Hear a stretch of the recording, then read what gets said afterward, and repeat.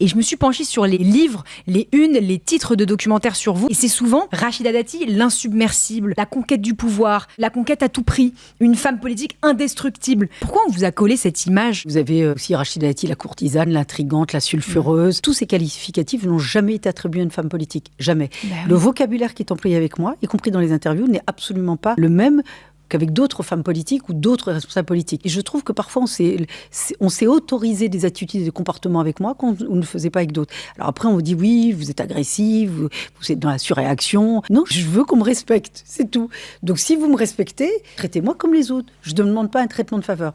Et le comportement est très différent. Moi, je le vois. Il y en a certains qui considèrent que je n'appartiens pas à cet univers.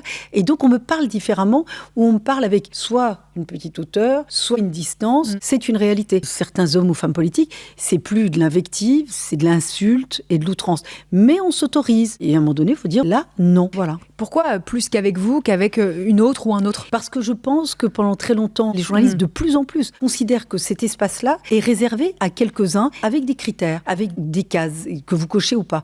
Et comme je n'en coche aucune, donc ils se disent, elle est illégitime ici. Et moi, c'était Roselyne Bachelot qui m'avait dit un jour ça.